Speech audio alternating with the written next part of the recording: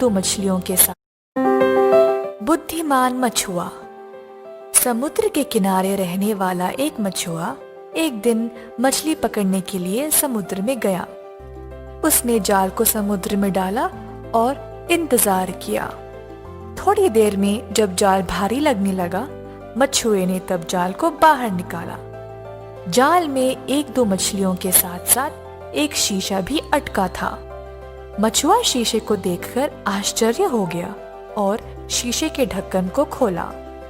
खोलते ही फुश से कुछ काला धुआं जैसे बाहर निकला।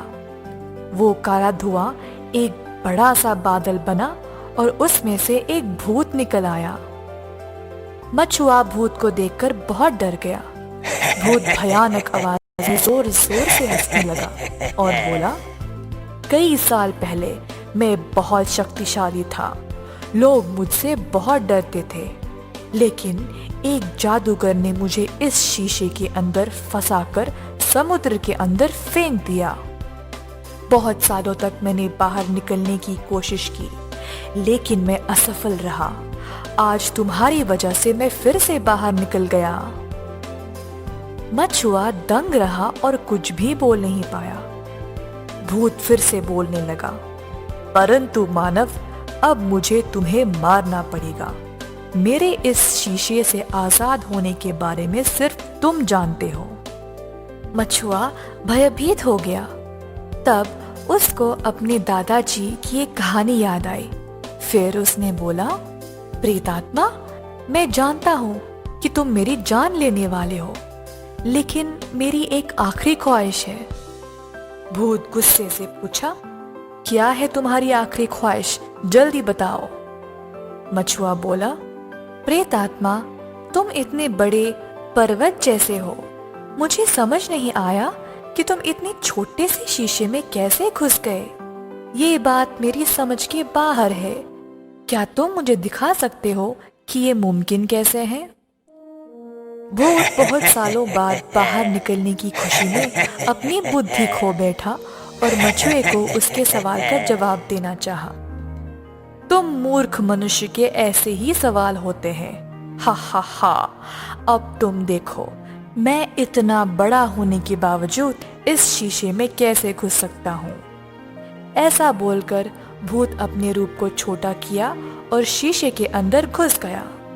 मछुआ फटाफट ढक्कन को शीशे के ऊपर कसकर बंद करके शीशे को वापस समुद्र में फेंक दिया। बुद्धिमान मछुए को भूत से आखिर में छुटकारा मिल गया।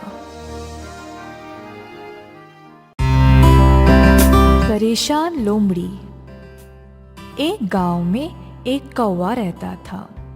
एक दिन उसको एक रोटी का टुकड़ा मिला। कौवा टुकड़े को अपने मुंह में पकड़कर एक पेड़ के ऊपर जा बैठा। कौवा रोटी का टुकड़ा खाने ही वाला था जब वहां पर पेड़ के नीचे एक लोमड़ी आई। लोमड़ी बहुत भूखी थी।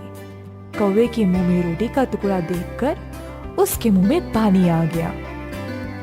ये देखकर लोमड़ी को पिछली बार की एक ऐसी ही घटना याद आई, जब एक कौवा अपने मुंह में मांस का टुकड़ा पकड़ कर रखा था और लोमड़ी ने उसको बोला, कौवा कौवा, एक गाना गाओ ना। बिना कुछ सोचे समझे वो कौवा गाने लगा और मांस का टुकड़ा नीचे गिर गया। लोमड़ी उसको उठाई और भाग गई। ये घटने को याद करके लोमड़ी सोची कि इस बार भी यही करके रोटी का टुकड़ा उठा ले जाऊं। लोमड़ी कौवे की ओर देखी और झूठी तारीफ करने लगी। ओ कौवा, तुम कितने अच्छे लगते हो। तुम्हारी आवाज भी बहुत मधुर होगी, ऐसा मैंने सुना है। क्या ये सही है? ऐसा लोमड़ी बहुत मासूम तरीके से पूछी। कौवा लोमड़ी को जवाब नहीं दे पाया। अब कौवे के मुंह में रोटी का टुकड़ा है ना। लोमड़ी मन ही मन में खुश होने लगी कि शायद कौवा उसकी चाल में फंसने वाला था। ओ कौवे, मेरे लिए एक छोटा सा गाना गाओ ना, मैं सुनकर अपने मन को खुश कर लूं। ऐसा लोमड़ी ने कौवे से विनती की। लोमड़ी इंतजार कर रही थी कि हाँ, अब तो किसी भी वक्त कौवा रोटी नीचे गिराएगा और मैं उसे उठा ले जाऊं। लेकिन कौवा तो चालाक निकला। उसने रोटी के टुकड़े को अपने पंजे में कस के पकड़ा और बोला, ओ लोमड़ी, तुम्हें मेरा गाना सुनने की बहुत इच्छा है ना, तो सुनो। ऐसा बोलकर कौवा का करके चीखने लगा। लोमड़ी सोचने लगी कि हाय, ये कौवा तो बड़ा चालाक निकला। लोमड़ी बहुत निराश होकर वहां से चली गई। परेशान लोमड़ी को वहां से जाते हुए देखकर कौवा जोर से हंसने लगा। दफा हो जाओ यहाँ से शातिर लोमड़ी, तुम्हें क्या लगा कि मैं तुम्हारी चाल समझ नहीं पाया? लोमड़ी की चाल में फंसे कौवे की कहानी मुझे भी पता है। अंत में कौवा पेट भरकर रोटी के टुकड़े को खा गया और खुशी खुशी उड़ गया।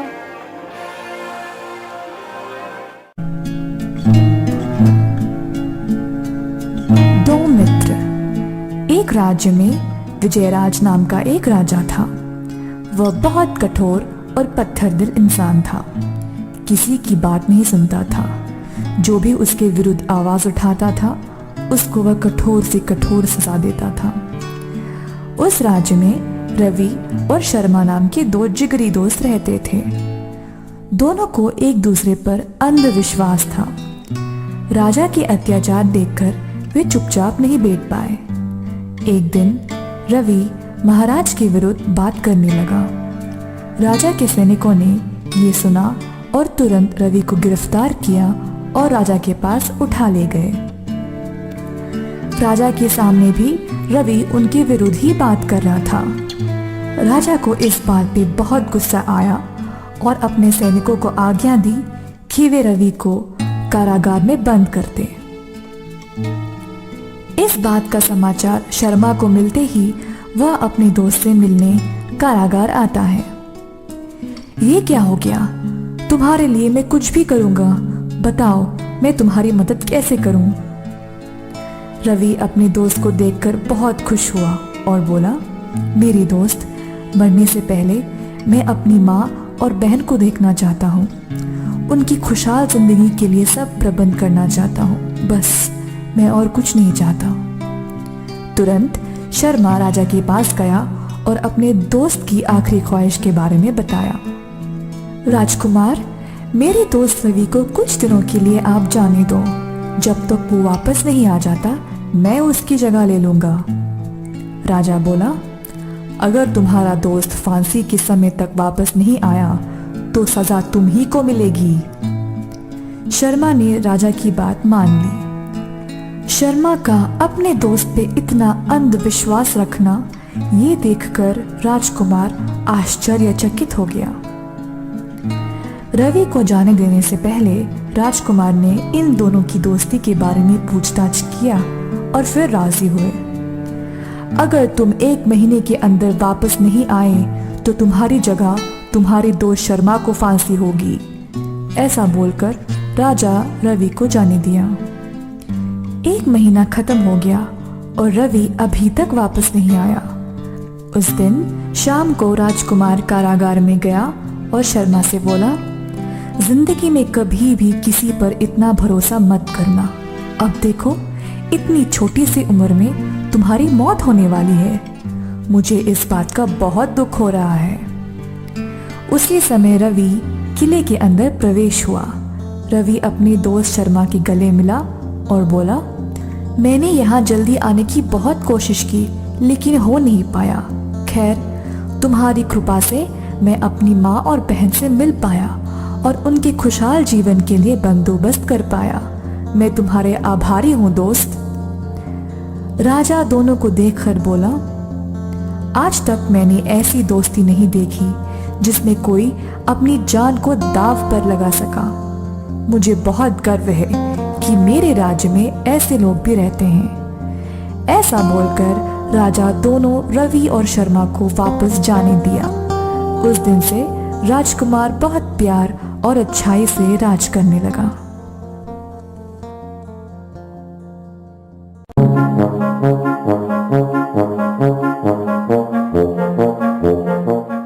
ईमानदारी। रामपुर नामक एक गांव में बाबू नाम का एक मामूली सा व्यापारी रहता था। वह हर रोज जंगल की लकड़ियां काटकर उन्हें बेचकर अपनी रोजी रोटी कमाता था। एक दिन नदी के किनारे एक बड़े से पेड़ के ऊपर चढ़कर डालियों को कुल्हाड़ी से काट रहा था। अचानक से बाबू के हाथ से कुल्हाड़ी फिसलकर नदी के अंदर गिर गई। बाबू बेकरार हो गया और कुल्हाड़ी को खोजने के लिए नदी में कूद गया। बहुत ढूंढने के बावजूद बाबू को उसकी कुल्हाड़ी नहीं मिली। बाबू बहुत निराश हुआ और पेड़ के नीचे बैठकर भगवान से प्रार्थना करने लगा कि उसकी कुल्हाड़ी उसको वापस मिल जाए। उसकी प्रार्थना सुनकर गंगा देवी बाबू के सामने पेश आई। देवी बाबू से पूछी, क्या हुआ बाबू, तुम क्यों परेशान हो? बाबू ने जवाब दिया, देवी, मेरी रोजी रोटी कमाने का माध्यम सिर्फ मेरी कुल्हाड़ी थी, परंतु वो पानी में गिर गई। मैंने बहुत खोजा लेकिन मुझे नहीं मिली। देवी बाबू की बातें सुनकर नदी के अंदर गई और सोने की कुल्हाड़ी ले आई। देवी बाबू को वही सोने की कुल्हाड़ी दिखाकर पूछी, क्या तुम्हारी कुल्हाड़ी यही है? बाबू बोला, देवी क्षमा कीजिए, पर ये मेरी कुल्हाड़ी नहीं है। देवी दोबारा नदी के अंदर गई और इस बार चांदी की कुल्हाड़ी ले आई। फिर से बाबू बोला कि नहीं, ये उसकी कुल्हाड़ी नहीं है। फिर से देवी नदी के अंदर गई और इस बार बाबू की कुल्हाड़ी ही ले आई। बाबू बहुत खुश हुआ और बोला, ओ देवी, यही है मेरी कुल्हाड़ी। बाबू की ईमानदारी देखकर गंगा देवी तीनों कुल्हाड़ियां बाबू के हाथ में सौंपकर गायब हो जाती है। इस कहानी से हमें ये पता चलता है कि बाबू अपनी ईमान